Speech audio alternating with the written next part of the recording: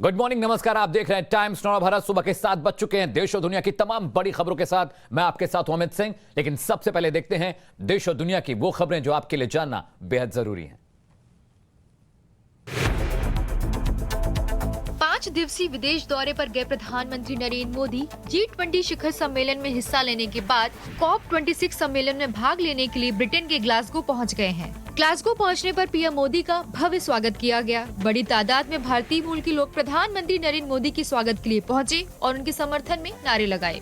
जलवायु परिवर्तन और उससे होने वाले खतरे से निपटने पर दुनिया एक साथ कदम उठा सके, इसके लिए ग्लासगो में 120 देशों के शीर्ष नेता जुटे हैं। यहाँ पर COP26 सम्मेलन में पीएम मोदी क्लाइमेट चेंज पर भारत का पक्ष रखेंगे। पीएम मोदी के बाद ऑस्ट्रेलिया के प्रधानमंत्री स्कॉट मॉरिसन और पाकिस्तान के प्रधानमंत्री इमरान खान सत्र को संबोधित करेंगे। पीएम मोदी आज और कल ग्लासगो में रहेंगे। इस दौरान पीएम मोदी ब्रिटेन के प्रधानमंत्री बोरिस जॉनसन से मुलाकात भी करेंगे। इस दौरान दोनों देशों के बीच रणनीतिक साझेदारी के लिए 2030 की रूपरेखा की समीक्षा की जा सकती है। त्योहार के सीजन में इन दोनों बाजारों में जमकर भीड़ उमड़ रही है। लोग ना तो सही ढंग से मास्क लगा रहे हैं और ना ही सोशल डिस्टेंसिंग का पालन कर रहे हैं। ऐसे में कई राज्यों में दोबारा बढ़ रहे कोविड के मामले ने सरकार की चिंता बढ़ा दी है। इसी के चलते प्रधानमंत्री नरेंद्र मोदी ने 6 राज्यों के मुख्यमंत्री और 40 जिलों के डीएम के साथ बैठक करने का फैसला लिया है। प्रधानमंत्री नरेंद्र मोदी फिलहाल यूरोप के दौरे में हैं और वहां से लौटते ही तत्काल ये बैठक लेंगे। इस दौरे से प्रधानमंत्री मोदी 2 नवंबर की रात भारत वापस लौटेंगे। कोविड के हालात पर इस उच्च स्तरीय बैठक का आयोजन 3 नवंबर को होगा। ये बैठक वीडियो कॉन्फ्रेंसिंग के जरिए दोपहर 12 बजे होगी और इसमें राज्यों में चल रहे कोविड वैक्सीनेशन कैंपेन की समीक्षा की जाएगी। साथ ही वैक्सीनेशन अभियान की धीमी रफ्तार को लेकर सवाल जवाब भी होंगे और वैक्सीनेशन की रफ्तार बढ़ाने पर मंथन किया जाएगा। बैठक में उन 40 जिलों के डीएम तलब किए गए हैं जहां कोविड वैक्सीन की पहली डोज अब तक 50% से भी कम लोगों को लगी है, जबकि दूसरी डोज देने की दर भी काफी कम है। ये 40 जिले झारखंड, मणिपुर, अरुणाचल प्रदेश, महाराष्ट्र और मेघालय के हैं। बैठक में कुछ राज्यों के मुख्यमंत्री भी बुलाए गए हैं।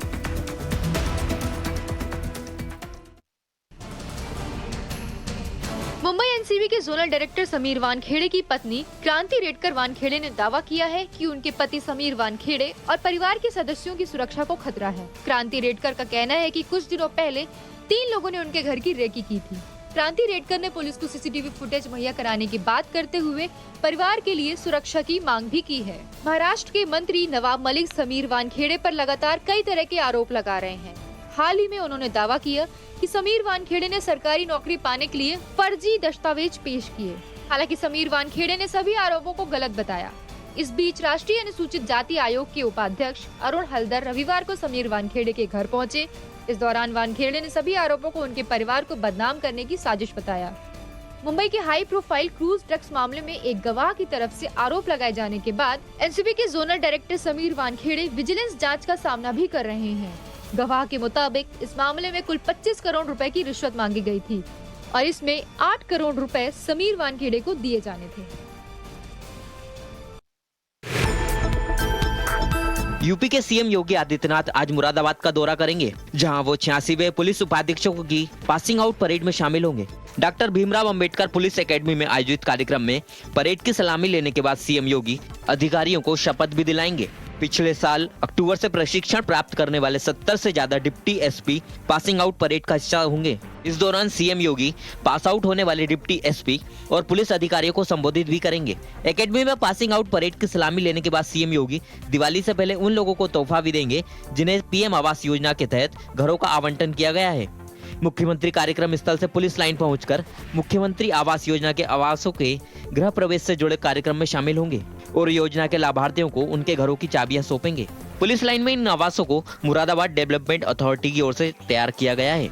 सीएम योगी करीब 2 घंटे तक मुरादाबाद में रहेंगे और मुख्यमंत्री के आगमन को लेकर तैयारी पूरी कर ली गई है।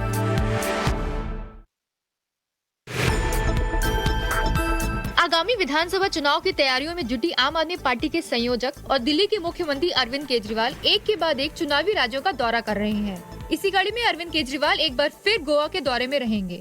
अरविंद केजरीवाल ने रविवार को ट्वीट कर इस बारे में जानकारी दी। कोंकणी भाषा में ट्वीट कर उन्होंने लिखा कि हमारे धार्मिक और तीर्थ स्थलों का महत्व हमारे जीवन में रहे, हम इन स्थलों पर जाएं तो भगवान हमें आशीर्वाद दे। हमें जीवन में नई ऊर्जा और दिशा मिले। विधानसभा चुनाव के मद्देनजर दिल्ली के मुख्यमंत्री गोवा में बड़ी घोषणाएं कर सकते हैं। इससे पहले जुलाई में अरविंद केजरीवाल ने गोवा का दौरा किया था। दिल्ली के मुख्यमंत्री ने अपने पिछले दौरे में गोवा के लिए फ्री बिजली देने की घोषणा की थी। अरविंद केजरीवाल ने कहा था कि गोवा में आम आदमी पार्टी की सरकार बनी तो हम हर महीने लोगों को 300 यूनिट फ्री बिजली देंगे। इसके अलावा किसानों के लिए भी पूरी तरह से मुफ्त बिजली की घोषणा की गई थी। पंजाब और उत्तराखंड के बाद ये तीसरा चुनावी राज्य है जहां आम आदमी पूरा जोर लगा रही है। आम आदमी पार्टी ने 2022 में गोवा विधानसभा चुनाव लड़ने की घोषणा की है। 19 महीने के लंबे इंतजार के बाद राजधानी दिल्ली में नर्सरी से 8वीं तक के सभी सरकारी और निजी स्कूल 50% क्षमता के साथ आज से खोले जा सकेंगे। दिल्ली आपदा प्रबंधन प्राधिकरण DDMA ने स्कूलों को फिर से खोलने के लिए पिछले हफ्ते मंजूरी दी थी। DDMA ने स्कूलों को सोशल डिस्टेंसिंग और कोरोना संबंधी सभी प्रोटोकॉल का सख्ती से पालन करने के निर्देश दिए हैं। बच्चों को स्कूल बुलाने से पहले उनके पेरेंट्स की मंजूरी ली जाएगी। मंजूरी नहीं मिलने पर बच्चों को स्कूल आने के लिए मजबूर नहीं किया जाएगा। दिशा निर्देशों के मुताबिक सभी स्कूलों को ये सुनिश्चित करना होगा कि उनके सभी टीचिंग और नॉन टीचिंग स्टाफ वैक्सीनेटेड हो। हालांकि अभी मेट्रो और बसों में खड़े होकर यात्रा करने की अनुमति नहीं दी गई है। दिशा निर्देशों में कक्षाओं में 50% छात्रों की sitting, thermal screening, lunch break और रूटीन गेस्ट विजिट पर रोक भी शामिल है। इसके तहत कुछ स्कूलों ने आज से ऑफलाइन कक्षाएं शुरू कर दी हैं, जबकि कई स्कूलों ने दिवाली की छुट्टियों के बाद ऑफलाइन कक्षाएं शुरू करने का फैसला किया है। दिल्ली में कोविड महामारी के प्रसार की रोकथाम के लिए पिछले साल मार्च में स्कूलों को लॉकडाउन से पहले ही बंद करने का आदेश दिया गया था। पटना के गांधी मैदान और इसके आसपास के इलाकों में 27 अक्टूबर 2013 को हुए सीरियल ब्लास्ट केस में दोषियों को आज सजा सुनाई जाएगी। इस मामले में NIA की स्पेशल कोर्ट ने 10 में से 9 आरोपियों को दोषी करार दिया था, जबकि एक आरोपी को सबूतों के अभाव पर बरी कर दिया गया। NIA ने एक नाबालिग समेत 12 के खिलाफ आरोप पत्र दाखिल किए थे। इनमें से एक की मौत इलाज के दौरान ही हो गई। नाबालिग आरोपी को जुवेनाइल बोर्ड की तरफ से पहले ही 3 साल की कैद की सजा सुनाई जा चुकी है। 27 अक्टूबर 2013 को पटना के गांधी मैदान में जिस वक्त ये सीरियल ब्लास्ट हुए थे, उस समय नरेंद्र मोदी बीजेपी की ओर से NDA के प्रधानमंत्री पद के उम्मीदवार थे और यहाँ आयोजित हुंकार रैली में जनता को संबोधित कर रहे थे। गांधी मैदान के साथ साथ पटना जंक्शन के प्लेटफॉर्म नंबर 10 पर भी एक ब्लास्ट हुआ था। पटना में कुल 7 धमाके हुए थे। इस सीरियल ब्लास्ट में कुल 6 लोगों की मौत हुई थी और 85 से ज्यादा लोग घायल हुए थे। पश्चिम बंगाल में पटाखों पर पाबंदी के मामले में आज सुप्रीम कोर्ट में सुनवाई होगी। सुप्रीम कोर्ट में कोलकाता हाई कोर्ट के आदेश को चुनौती दी गई है। याचिका पर सुप्रीम कोर्ट की अवकाशकालीन पीठ विशेष सुनवाई करेगी। जस्टिस AM खानविलकर और जस्टिस अजय रस्तोगी की पीठ इस मामले की सुनवाई करेगी। पश्चिम बंगाल में पटाखों की बिक्री और इस्तेमाल पर पूरी पाबंदी लागू करने का आदेश दिया गया है और इस आदेश में ग्रीन पटाखों पर पाबंदी भी शामिल है। कोलकाता हाई कोर्ट ने 29 अक्टूबर को ये आदेश दिया था और ग्रीन पटाखों के निर्माताओं ने सुप्रीम कोर्ट में इस आदेश को चुनौती दी है। इधर राजधानी दिल्ली में 50 से ज्यादा लाइसेंसधारी कारोबारियों ने दिल्ली हाई कोर्ट का दरवाजा खटखटाया और दिवाली से पहले ग्रीन पटाखों को बेचने की मंजूरी देने का अनुरोध किया। इस याचिका पर दिल्ली हाई कोर्ट में आज सुनवाई होगी। इससे पहले सुप्रीम कोर्ट ने कहा था कि उसने पटाखों की बिक्री पर पूर्ण प्रतिबंध नहीं लगाया है।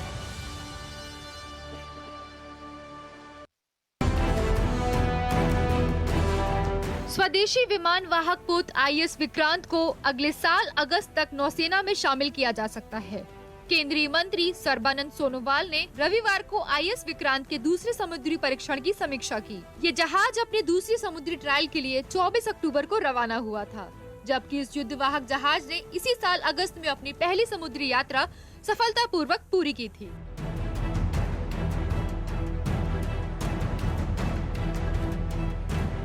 पोत का दौरा करने के बाद सर्बानंद सोनोवाल ने विमान वाहक जहाज के परीक्षणों की संतुष्टि जताई। इस दौरान नौसेना प्रमुख एडमिरल करमबीर सिंह और अन्य अधिकारी भी मौजूद रहे। सर्बानंद सोनोवाल ने कहा कि IS विक्रांत को अगस्त 2022 तक भारतीय नौसेना में औपचारिक रूप से शामिल करने का लक्ष्य है।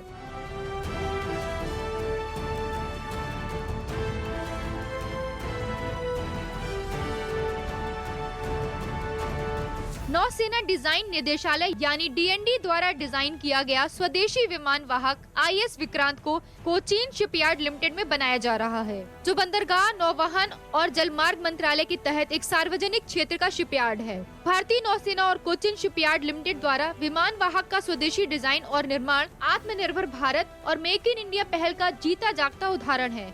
इसमें 76% से ज्यादा स्वदेशी सामग्री लगी है।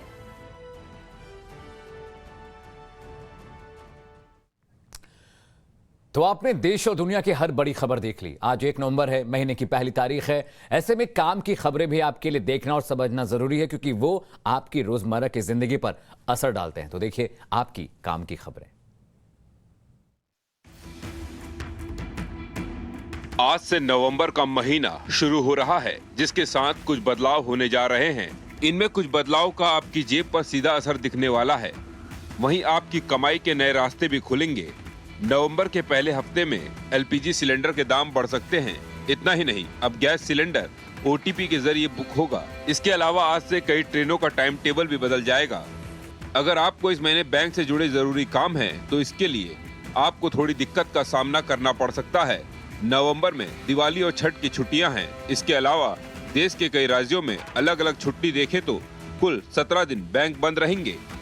हालांकि आपके लिए अच्छी खबर भी है। 1 नवंबर से आज से SBI एक नई सुविधा की शुरुआत करने जा रहा है।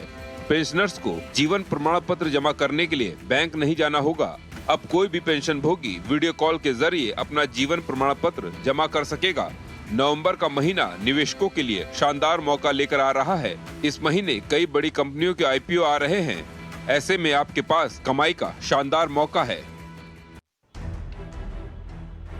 राजधानी दिल्ली में आज से सभी क्लासेस के स्कूल खुल गए हैं। हालांकि इस दौरान स्कूलों को कोविड-19 प्रोटोकॉल का पालन अनिवार्य रूप से करना होगा। इसके साथ ही दिल्ली सरकार ने स्कूल खोलने को लेकर कुछ दिशा निर्देश भी जारी किए हैं। किसी भी पेरेंट्स को अपने बच्चे को स्कूल भेजने के लिए बाध्य नहीं किया जाएगा।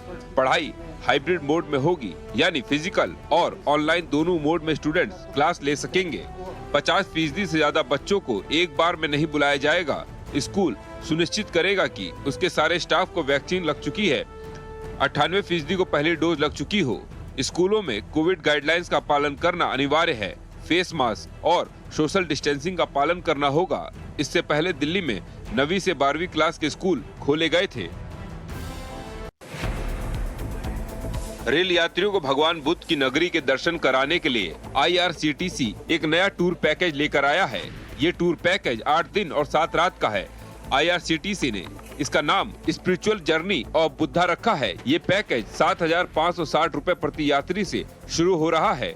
स्पिरिचुअल जर्नी ऑफ बुद्धा का सफर कराने वाली ट्रेन भगवान बुद्ध की सभी महत्वपूर्ण नगरी जैसे कि बोध गया, सारनाथ, लुम्बिनी और कुशीनगर के दर्शन कराएगी। जिन स्टेशनों पर ट्रेन रुकेगी, यानी कि जहां से यात्री बोर्डिंग या डिबोर्डिंग कर सकते हैं, उनमें अकोला, बडनेरा, धामनगांव, वर्धा, नागपुर, बैतूल और इटारसी शामिल हैं। इस ट्रेन को भारत दर्शन टूरिस्ट ट्रेन के नाम से पुकारा जाएगा। इस टूर में यात्रियों को ट्रेन, बस, खाना, गाइड या एस्कॉर्ट और इंश्योरेंस की सुविधाएं मिलेंगी। ये ट्रेन महाराष्ट्र के अकोला से चलेगी, जिसमें स्लीपर और 3 टियर AC डिब्बे लगे होंगे। 23 जनवरी 2022 से ये ट्रेन शुरू होकर 30 जनवरी तक अपनी यात्रा पूरी कर लेगी।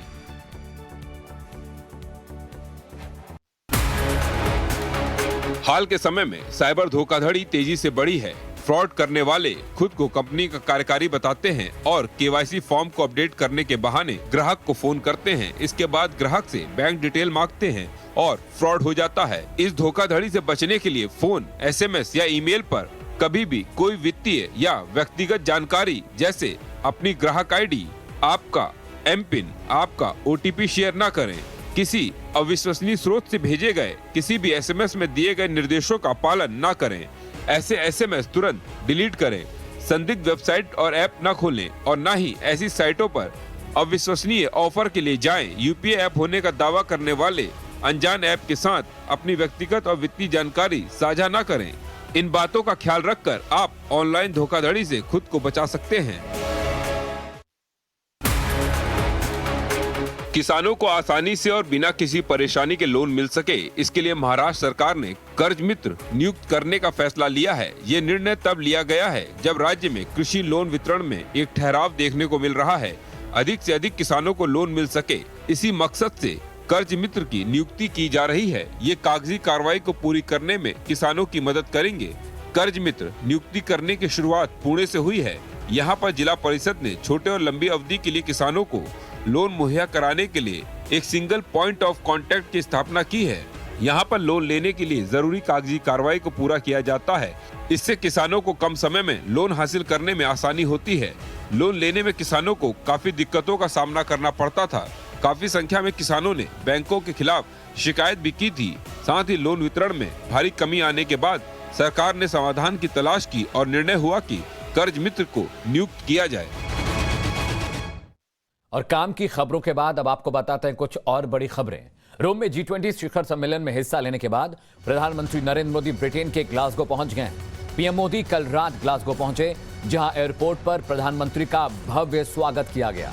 एयरपोर्ट पर पीएम मोदी के स्वागत के लिए भारी भीड़ जुटी थी। भारतीय मूल के लोगों ने पीएम मोदी के पहुंचने पर मोदी मोदी के नारे भी लगाए। प्रधानमंत्री ने यहां भारतीय मूल के लोगों से मुलाकात भी की। पीएम मोदी ग्लासगो दौरा 2 दिन का है और वो आज और कल ग्लासगो में रहेंगे। COP26 का मतलब कॉन्फ्रेंस ऑफ पार्टीज है और इसी में वो हिस्सा लेने ग्लासगो पहुंचे हैं। रुक करते हैं एक और बड़ी खबर का। पीएम मोदी ग्लासगो में विश्व जलवायु सम्मेलन में शामिल होंगे, जहां वो क्लाइमेट चेंज पर भारत का पक्ष रखेंगे।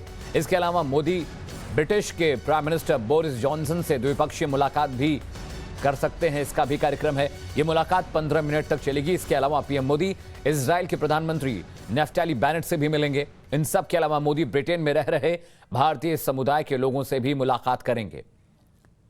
तो 2 दिन ग्लासगो में रहने वाले हैं प्रधानमंत्री नरेंद्र मोदी। यूएन के कन्वेंशन ऑफ क्लाइमेट चेंज में लगभग वो सभी मुल्क शामिल हैं जो यूएन का हिस्सा हैं और ये 26वां सम्मेलन है, इसलिए इसका नाम COP26 पड़ा है। COP का मतलब होता है कॉन्फ्रेंस ऑफ द पार्टीज, यानी सब मिलकर क्लाइमेट चेंज पर बात करेंगे, क्योंकि ज्यादातर मुल्क दुनिया के क्लाइमेट चेंज का शिकार है।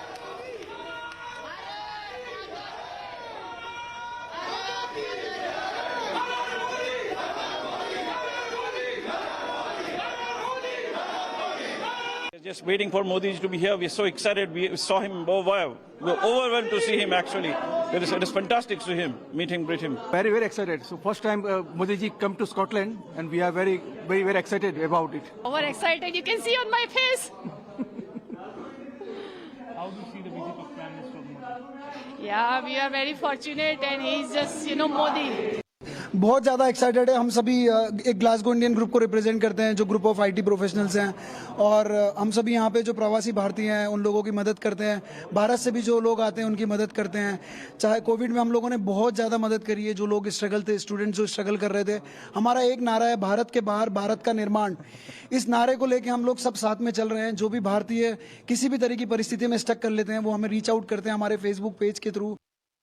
छोड़ो कल की बातें, कल की बात पुरानी, मोदी जी के लिखेंगे मिलकर नई कहानी। हम हिंदुस्तानी, हम हिंदुस्तानी, हम हिंदुस्तानी, हम हिंदुस्तानी। चलिए रुक करते हैं एक और बड़ी खबर का, जो आपके लिए जानना बेहद जरूरी है। 19 महीने के लंबे इंतजार के बाद आज से राजधानी दिल्ली में नर्सरी से 8वीं तक के सभी सरकारी और निजी स्कूल 50% क्षमता के साथ खुल गए। दिल्ली आपदा प्रबंधन प्राधिकरण ने स्कूलों को फिर से खोलने के लिए पिछले हफ्ते मंजूरी दी थी। डीडीएमए ने स्कूलों को सोशल डिस्टेंसिंग और कोरोना संबंधित सभी प्रोटोकॉल का सख्ती से पालन करने के निर्देश दिए हैं। बच्चों को स्कूलों में बुलाने से पहले उनके पेरेंट्स की मंजूरी ली जाएगी। मंजूरी नहीं मिलने पर बच्चों को स्कूल आने के लिए मजबूर नहीं किया जाएगा। और इस बड़ी खबर पर बातचीत करने के लिए मेरे सहयोगी अमित गौतम मेरे साथ जुड़े। अमित, खबर जरूरी थी बताना और खबर ठीक भी है, क्योंकि अब स्कूल बच्चे जाने लगेंगे, लेकिन कहीं ना कहीं कोविड का खतरा भी कम नहीं हुआ है। दिल्ली में भी कल हम तस्वीरें दिखा रहे थे एक मार्केट की, जहां पर हजारों लोग शॉपिंग करने निकले और बच्चों के लिए तो बहुत मुश्किल का वक्त है, क्योंकि ठंडियां शुरू हो चुकी हैं। ऐसे में अगर बच्चे स्कूल आते हैं तो ये कैसे इंश्योर किया जाएगा कि कोविड का पालन हो रहा है और जो भी प्रिकॉशंस हैं वो लिए जा रहे हैं? देखिए काफी लंबा समय हो चुका है, 19 महीने करीब गुजर चुके थे जो स्कूल बंद थे, कोरोना के जो केसेस बढ़ रहे थे उसको लेकर। लेकिन काफी समय के बाद बच्चों के भविष्य की भी सोचनी चाहिए, इसलिए डीडीएमए ने निर्णय लिया कि वो कुछ कोरोना प्रोटोकॉल के पालन करते हुए स्कूलों को अनुमति दे दी खोलने की, नर्सरी से लेकर 8वीं तक। लेकिन हालांकि पहले 9वीं और 12वीं तक के स्कूल पहले भी खोले जा चुके थे, लेकिन वो काफी समझदार थे बच्चे, तो इसलिए वो कोरोना प्रोटोकॉल का प्रॉपर पालन करते थे, तो इसलिए छोटे बच्चों को खोलने की अनुमति नहीं थी। लेकिन इस बार देखें तो कोरोना केसेस हालांकि पहले से काफी कम हुए दिल्ली में, इसलिए डीडीएमए ने निर्णय लिया कि नर्सरी से लेकर 8वीं तक के बच्चों को खोलें। लेकिन सबसे बड़ी बात है कि कोरोना की गाइडलाइन का पूरा पालन करना होगा। 50% की क्षमता के साथ स्कूल खोले जाएंगे और सोशल डिस्टेंसिंग का भी काफी ख्याल रखा जाएगा। और ये जिम्मेदारी स्कूल की रहेगी कि एक सीट पर एक बच्चा रहेगा, फिर एक सीट का गैप देके तीसरी सीट पर दूसरा बच्चा लगाया जाएगा। यानी कि 50% की क्षमता के साथ स्कूल खोले जा रहे हैं। और साथ ही साथ ये भी गाइडलाइन दे रही है और निर्देश भी दिए हैं कि बच्चों को मास्क लाना, सैनिटाइजर लाना, सोशल डिस्टेंस का प्रॉपर पालन करना है। और हालांकि जो गेट पर स्टाफ की बात करते हैं, स्कूल के गेट पर जितने भी गार्ड होंगे वो प्रॉपर सैनिटाइज लेके खड़े होंगे जो भी एंट्री होगी। और सबसे बड़ी बात यह है, ठीक है अमित, बहुत बहुत शुक्रिया इस अपडेट के लिए। तो 19 महीने के बाद कम से कम 50% क्षमता के साथ दिल्ली में स्कूल खुलने वाले हैं, लेकिन बड़ा सवाल यही है कि सोशल डिस्टेंसिंग कैसे फॉलो की जाएगी, क्लास कैसे सैनिटाइज होंगे। इन चीजों को लेके हमारे और आप जैसे जो पेरेंट्स हैं वो जरूर चिंतित होंगे। आगे बढ़ते हैं, अगली बड़ी खबर यूपी से है। यूपी में अगले साल होने वाले विधानसभा चुनाव से पहले जिन्ना की एंट्री हो गई। अखिलेश यादव ने जिन्ना की तुलना महात्मा गांधी और सरदार वल्लभ भाई पटेल और जवाहरलाल नेहरू से की है। अखिलेश यादव ने मोहम्मद अली जिन्ना का आजादी में अहम योगदान बताया। अखिलेश यादव के इस बयान के बाद विवाद शुरू हो गया है। बीजेपी ने अखिलेश यादव को जाति और मजहबी राजनीति करने वाला बताया। तो बड़ी खबर यह है, यूपी में चुनाव बेहद करीब है, ऐसे में नेताओं के अनर्गल बयान आने शुरू हो जाते हैं। हालांकि टाइम्स नाउ ये नहीं कहता कि यह बयान सही है, गलत है, सच है, झूठ है, बट जिस तरह से अखिलेश यादव ने जिन्ना की एंट्री कराई है यूपी चुनाव में, जिन्ना का जिक्र किया है, कहीं ना कहीं ये चुनावी रणनीति हो सकती है और वोटों की गणित के पीछे भी एक बड़ी वजह है।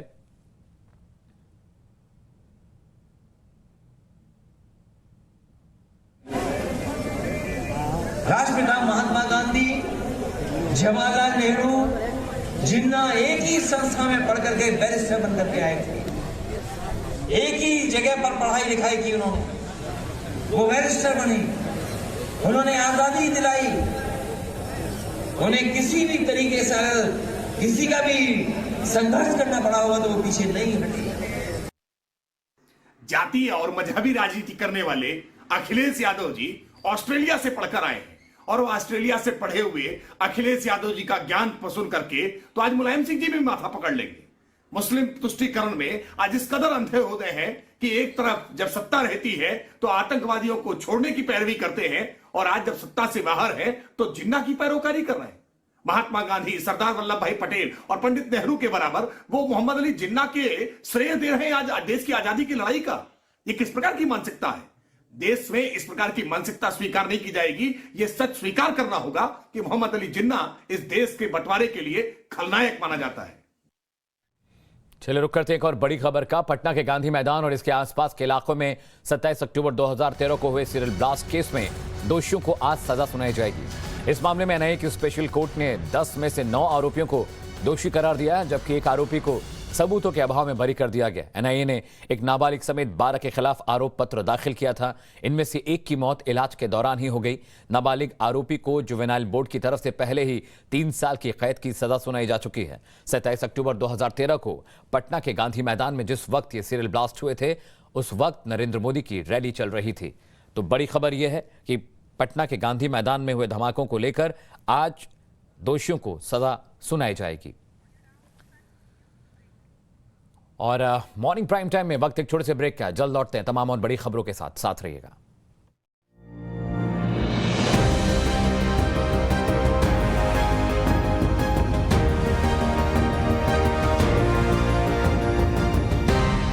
नमस्कार, मैं अमित सिंह, आप देख रहे हैं टाइम्स नाउ नव भारत। दिल्ली बॉर्डर पर पिछले 3 दिनों से हलचल तेज है।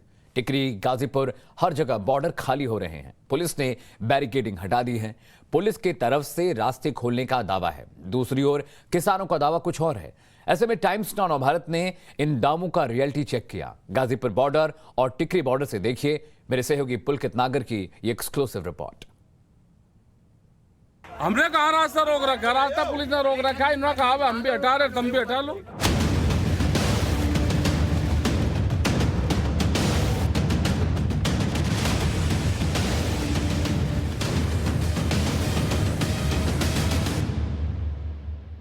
क्या गाजीपुर बॉर्डर खुल चुका है? सामने आप एम्बुलेंस देखेंगे। क्या ये एम्बुलेंस यहाँ से दिल्ली जा सकती है? क्योंकि ये जहाँ इस समय खड़ी हुई है ये यूपी का इलाका पड़ता है, गाजियाबाद का की जगह है जहाँ बैरिकेड लगे हुए हैं, लेकिन यहाँ से ही दिल्ली के लिए रास्ता जाता है। दिल्ली पुलिस ने अपनी बैरिकेड हटा लिए हैं। अब ये एम्बुलेंस वापस मुड़ रही है, शायद जिस रास्ते पर ये जाना चाहती है वो रास्ता इसे नहीं मिल रहा है।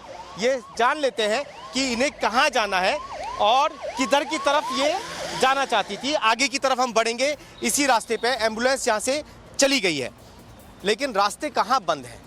क्या रास्ते अभी भी पूरी तरीके से खुले नहीं हैं? देश की सबसे बड़ी अदालत में इस बात का जवाब देना है। दिल्ली पुलिस ने अपनी तरफ से बैरिकेड हटा दिए हैं। किसानों के टेंट आपको सामने नजर आ रहे हैं। एम्बुलेंस वापस मुड़ते हुए आपने तस्वीरों में देखी। वजह क्या है?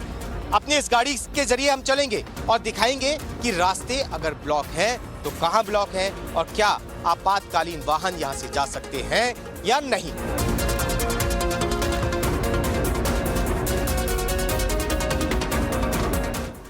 ये जो आप बैरिकेड्स देख रहे हैं ये गाजियाबाद का इलाका पड़ता है, यूपी बॉर्डर है। ये इसे क्रॉस कर दिल्ली की तरफ रास्ता जाता है और इसी रास्ते की लगातार बात हो रही है कि रास्ता बंद कहां है। अभी हम आगे चलेंगे। ये सामने एक चैनल लगा हुआ है, ये किसानों की तरफ से है। पहले इनसे समझ लेते हैं कि अभी जो एम्बुलेंस गई वो वापस क्यों गई। ये जो एम्बुलेंस अभी गई ये कहाँ जाना चाहती थी? ये एम्बुलेंस ये दिल्ली जाना चाहते थे। तो आपने जाने क्यों नहीं दिया? वे ना वापस ये बोल गया वो वहाँ जाते, जाने के बाद में वो रास्ता देख के वापसी आ गई है ऊपर मंच से वाला रास्ता, मंच वाले रास्ते से जाना चाहते। ये रास्ता खुला हुआ है या नहीं? ये रास्ता खुला ही है आप पर। तो एम्बुलेंस क्यों नहीं गई? तो वापसी जा रही है, आ रही है, जा रही है। तो वे बोल रहे कि जब जरा भाई रास्ता कर खिले रहे, मैं कह रहा हाँ खिले रहे जाइए।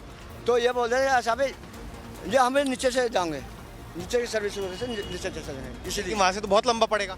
वो साफ मना कर दिया हमने, ये भैया हमने ये दूर पड़ेगा, इसलिए हमने। चलिए, यानी कि एम्बुलेंस ने खुद फैसला लिया, जैसा कि ये बता रहे हैं इनके पास आने के बाद, कि वो दूसरे रास्ते जाएगी, लेकिन पेशेंट था उसमें, मरीज था। यही वजह थी कि एम्बुलेंस बहुत तेजी में थी। ड्राइवर की कोशिश ये थी कि जल्द से जल्द अस्पताल पहुंचे। अब ये रास्ते से हम जा सकते हैं? ये देखिए, अब ये रास्ता समझते हैं कि आखिर ये कितना खुला है, क्या खुला भी है या नहीं। सिर्फ सब लोग खाना पूर्ति करने में लगे, ये समझने की कोशिश करते हैं। ये अब ये रास्ता खुला। अभी देखेंगे सामने से एक किसान आंदोलन से गाड़ी भी आ रही है और हमारी गाड़ी अब इसी रास्ते से आगे बढ़ेगी। हालांकि एम्बुलेंस ने खुद ये फैसला लिया, जैसे कि यहाँ पर खड़े हुए व्यक्ति बता रहे हैं कि उन्हें दूसरे रास्ते से जाना था। लेकिन ये रास्ता कितना खुला हुआ है आप देखिए, सामने देखिए। ये मेन गाजीपुर का इलाका है। पुलिस की गाड़ी, फायर ब्रिगेड की गाड़ी आपको नजर आएगी और साथ में टेंट नजर आएंगे जो किसानों ने अपने लिए लगा रखे हैं। अब यहाँ से हम कहाँ जा सकते हैं, कैसे हम बाहर निकलेंगे? यहाँ से आप ये देखिए, ये मेन रोड पर आ गई, लेकिन सामने भी हमें बहुत सारे टेंट नजर आ रहे हैं जो सड़क पर अभी लगे हुए हैं। आपको याद होगा कि जिस समय सुप्रीम कोर्ट ने इस पर सवाल उठाया था तो सबसे पहले राकेश टिकैत यहाँ पहुंचे थे, अपने टेंट उखाड़ते हुए नजर आए थे। सबको लगा कि शायद राकेश टिकैत ये कह रहे हैं कि वो रास्ता क्लियर कर रहे हैं। उसके बाद में दिल्ली पुलिस ने ये स्टेप लिया, बैरिकेडिंग हटाई और जो बहुत पुरानी करीब 11 महीने से बैरिकेडिंग लगी हुई थी उन्हें हटाया गया, रास्ता क्लियर किया गया, ये बताने के लिए कि पुलिस की तरफ से किसी को भी रोका नहीं गया है। अब ये आप देखिए, सामने जो है बिल्कुल सीधा अगर हम चलते हैं तो ये किसानों का मंच, किसानों की वो जगह आ जाती है जहां पर किसान बैठे हुए हैं। तो क्या यहां से हम बाहर निकल सकते हैं? अब यहां से जाना शायद मुश्किल होगा। आप निकाल सकते हैं ना, आराम से यहां से निकल जाएगी। चलिए, हमारी गाड़ी यहां से निकल जाएगी, लेकिन एम्बुलेंस को निकलने में दिक्कत हो सकती है। अगर आप राइट हैंड पे देखेंगे सामने मंच के, तो राइट हैंड पे देखिए तो तार लगे हुए हैं, ये इस तरीके से डंडे लगे हुए हैं, तो यहाँ से एम्बुलेंस निकल नहीं सकती। खुला हुआ है आगे, चलिए आगे चलिए। ये देखिए सारा रास्ता आप देखते चले जाइए, यहाँ से एम्बुलेंस नहीं निकल सकती, यहाँ से गाड़ी निकलना भी मुश्किल है।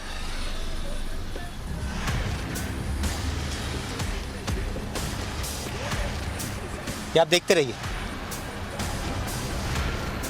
आगे बढ़ाइए। ये किसानों का मंच है, पीछे जब कैमरा घूमेगा तो आप देखेंगे मंच पीछे लगा हुआ है। और आगे जब आप चलते चले जाएंगे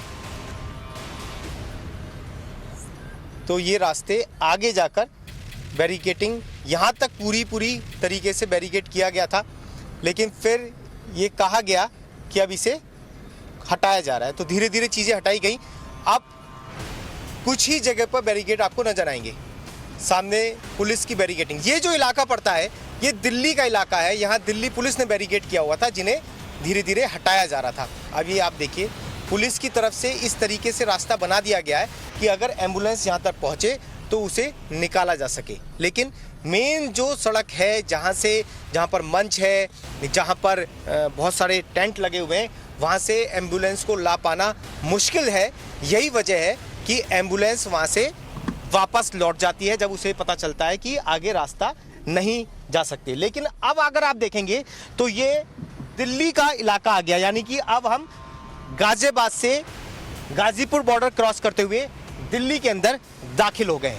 लेकिन ये इतना आसान नहीं था, ये मुश्किल है एम्बुलेंस के लिए। अगर वो मेन मंच की तरफ से आना चाहती है, कोई आपातकालीन वाहन वहाँ से आना चाहता है, तो यहाँ तक पहुँच पाना मुश्किल होगा मेन मंच के पास से होते हुए गुजरकर, क्योंकि बहुत बड़ा टेंट बीच में लगा हुआ है जिसे किसानों ने अपना मंच बना रखा है। और उस मंच से जब आप आगे बढ़ते हैं तो इतने सारे तार रस्सियाँ लगी हुई हैं कि आपातकालीन वाहन वहाँ से नहीं निकल सकता।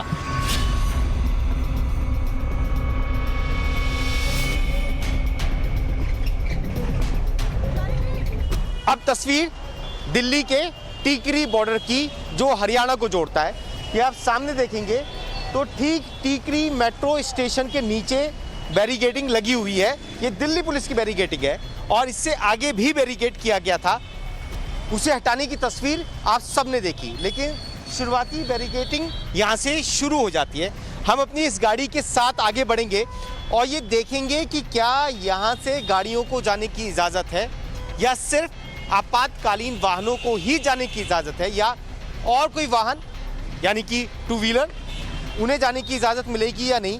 क्या तस्वीरें हैं टीकरी बॉर्डर से हरियाणा जाने के लिए, यानी कि दिल्ली से टीकरी बॉर्डर का इस्तेमाल करते हुए हरियाणा जाने के लिए कैसे आप जा सकते हैं। ये आप आगे नहीं जाने देंगे क्या? आगे जाने की इजाज़त नहीं होगी, एम्बुलेंस को भी जाने की इजाज़त नहीं होगी। एम्बुलेंस नहीं, इतना रास्ता तो खुला नहीं है अभी। अच्छा, तो यहाँ से गाड़ी और पैदल दो पहिया वाहन ही जा सकते हैं? नहीं। दो पहिया वाहन भी रोके जाएंगे?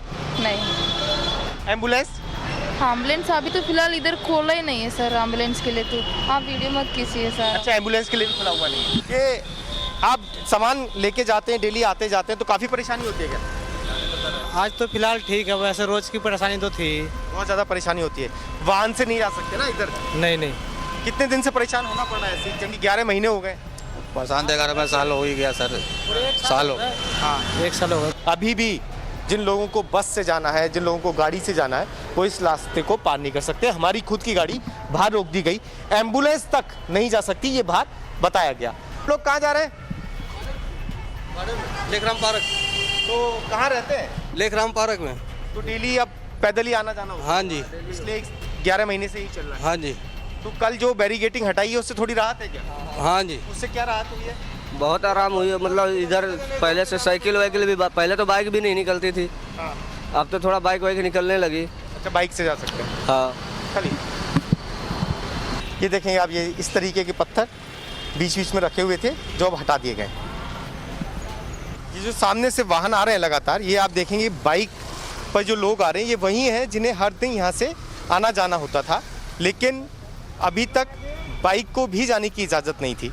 अब ये दोपहिया वाहन आसानी से जा पा रहे हैं, लेकिन गाड़ियाँ नहीं है। ये देखिए आप, ट्रक के पार्ट्स यहाँ लगे हुए हैं, इन्हीं से ब्लॉक किया गया था इस रास्ते को, लेकिन अब इन्हें हटा दिया गया है। दूसरी तरफ वाला जो रास्ता है, डिवाइडर की दूसरी तरफ वाला जो रास्ता है जिसके ज़रिए दिल्ली से आप हरियाणा जा सकते हैं, वो रास्ता अभी भी चल रहा है, उसे थोड़ा खोला गया है, लेकिन ये पूरी तरीके से बंद है। आप ये देखिए, पूरे सीमेंट के बड़े बड़े गाटे यहाँ लगा रखे हैं, कटीले तार भी आपको यहाँ पर नज़र आ जाएंगे और सीमेंट से इसे पूरा पक्का कर दिया गया है। नीचे अगर कैमरा जब जाएगा तो आप देखेंगे सीमेंट लगाकर पूरी तरीके से मजबूती के साथ इसे बांध दिया गया है। कटीले तार यहाँ पे मिलेंगे आपको। आगे देखेंगे तो बड़ी बड़ी कीलें जिनकी तस्वीरें सोशल मीडिया पे खूब वायरल हुई थी वो आपको नज़र आएंगी। आगे की तरफ देखिए और ये सामने देखिए कि किस तरीके से कटीले तारों के साथ, कीलों के साथ इस रास्ते को पूरी तरीके से बंद रखा गया है। अभी ये तस्वीरें देख लीजिए, एक एम्बुलेंस यहाँ पहुँची है। अब इस एम्बुलेंस को कैसे निकाला जाएगा ये समझिए। पीछे से घूमते हुए ये यहाँ तक पहुँची है मेन। अब बैरिकेड हटाए जा रहे हैं, रास्ता बहुत छोटा है, छोटी एम्बुलेंस है तो इसके लिए जगह बनाई जा रही है। अब देखिए टाइम वैसे ही कम होता है, अब ये जगह यहाँ बनाई जा रही है। अब ये आगे निकलते हुए टीकरी बॉर्डर पर किसानों की तरफ बढ़ते हुए जा रही है। तो ये हालात हैं टीकरी बॉर्डर के। और इसी बात का जिक्र सुप्रीम कोर्ट के अंदर भी किया जा रहा था कि एम्बुलेंस को जगह कैसे मिलेगी, कैसे ये वाहन आगे की तरफ बढ़ पाएंगे। पहले तो यहाँ तक पहुँच पाना मुश्किल और फिर कोशिश सिर्फ उतनी जगह कि छोटी एम्बुलेंस निकल पाए, उसके लिए भी रास्ता बनाना पड़ता है। उसके बाद छोटी एम्बुलेंस यहाँ से निकल पाती है क्योंकि जगह बहुत छोटी है। अगर आप देखेंगे तो बड़ी एम्बुलेंस या बड़े वाहन के लिए जगह नहीं है, सिर्फ 2 पहिया वाहन, पैदल चलने वाले लोगों के लिए लगभग जगह बनाई गई है। लेकिन कोशिश ये भी की जा रही है कि एम्बुलेंस अगर यहाँ तक पहुँच जाए तो उसे किसी तरीके से रास्ता मिल जाए, क्योंकि सवाल देश की सबसे बड़ी अदालत सुप्रीम कोर्ट ने पूछा है कि आखिर ये रास्ते बंद क्यों हैं। तो पहले किसानों की तरफ से ये संदेश देने की कोशिश की गई कि पुलिस ने ये बैरिकेड लगा रखे हैं और उनकी तरफ से रास्ते क्लियर हैं। राकेश टिकैत का आपने वो तस्वीरें देखी होंगी जब वो अपने टेंट को आगे से हटा रहे थे। लेकिन अब दिल्ली पुलिस की तरफ से भी बड़ा संदेश दिया गया, उन्होंने बैरिकेड को हटाया, बैरिकेडिंग को ख़त्म किया, बड़े बड़े सीमेंट के जो पत्थर लगाए गए थे उन्हें हटाया और अपनी तरफ से ये संदेश देने की कोशिश की कि उनकी तरफ से ये बैरिकेडिंग नहीं की गई है, बल्कि उनकी तरफ से रास्ते खोले गए। लेकिन इन रास्तों का इस्तेमाल सिर्फ आपातकालीन वाहन कर सकते हैं, बाकी लोगों को पैदल जाना होगा और 2 पहिया वाहन को भी यहाँ से आने जाने की इजाज़त है। तो थोड़ी राहत है। एम्बुलेंस अगर आप देखेंगे तो बहुत मुश्किल से यहाँ तक पहुँच पाती है। और आप समझिए कि ये रास्ते कितने अहम हो जाते हैं एम्बुलेंस के लिए, क्योंकि ये दिल्ली से सटे हुए बॉर्डर हैं। दिल्ली से में इलाज कराने आने वालों की संख्या बहुत ज़्यादा होती है, चाहे वो यूपी से हो, चाहे वो हरियाणा से हो। ऐसे लोगों की संख्या बहुत ज़्यादा है जो दिल्ली इलाज के लिए पहुँच रहे हैं। कोरोना का कहर पहले से है, डेंगू और ज़्यादा परेशान कर रहा है। अब देखिए ये बड़ी एम्बुलेंस है, अब देखिए किस तरीके से पूरी बैरिकेडिंग को हटाया जा रहा है। ये देखिए पूरा रास्ता बनाने की कोशिश और उसके बाद में आप देखिए कि किस तरीके से कैमरा आगे की तरफ बढ़ेगा, जब आप देखेंगे कि किस तरीके से अब इस एम्बुलेंस के लिए रास्ता बनाने की कोशिश है। वो देखिए आप, ये पूरी बैरिकेडिंग हटाई गई, तब ये बड़ी एम्बुलेंस अब यहाँ से निकल पा रही है। और यही बात मैं आपको बता रहा था कि रास्ते अभी भी इतने बड़े नहीं हैं कि एम्बुलेंस आसानी से निकल पाए। ये देखिए